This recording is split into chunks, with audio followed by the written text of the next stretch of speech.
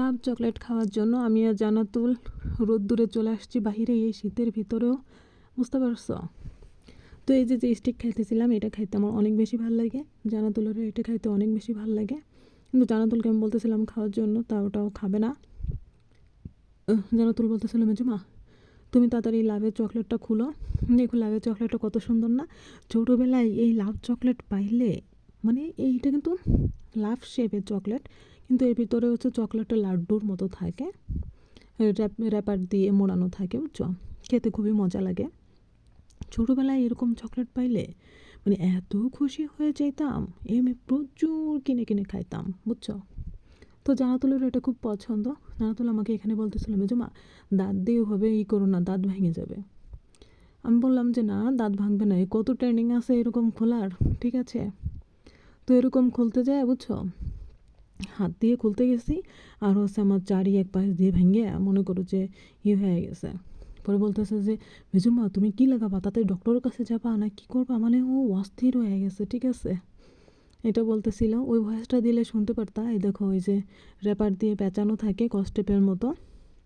আমি কি বলতেছিলাম, আসো তোমার কপালে বেঁধে দিই, বলে কি না তুমি বলো নাকি তুমি আমার কপালে এগুলো বেঁধে দিবা। আমি বললাম যে না, কেন, এগুলো দেখতে অনেক সুন্দর দেখা যায়। পরেও ফেলে দিছে। আর এরপরে আবার আরেকটা কস্টেপ, সাদা কস্টেপ দিয়ে লাগানো, এটা আমি দেখি নাই।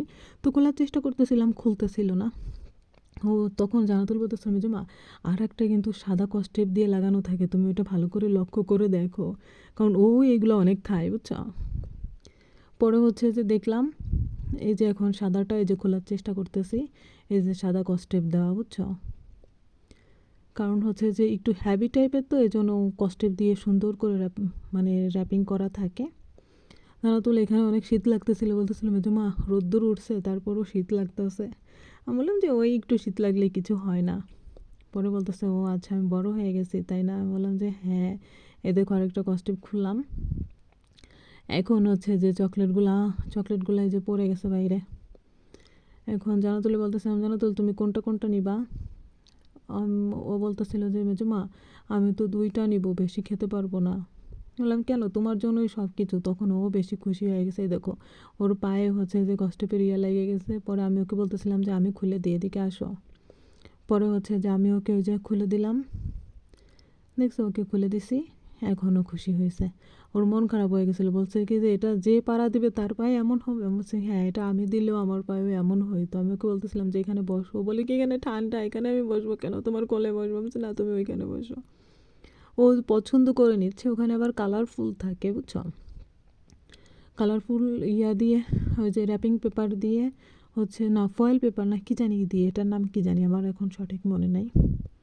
যাই হোক, আমাকে একটা দিয়ে বলছে তুমি এই কালারটা নাও। এই দেখো এই চকলেটগুলো খাইতে খুব মজা। কে কে চকলেটগুলো খেয়েছো একটু জানাও তো, অনেক বেশি মজা। তো জান্নাতুল ওই যে খাইতেছিল, ও বলছে যে মজা। তো হচ্ছে যে দেখো কত সুন্দর করে আস্তে আস্তে খায়।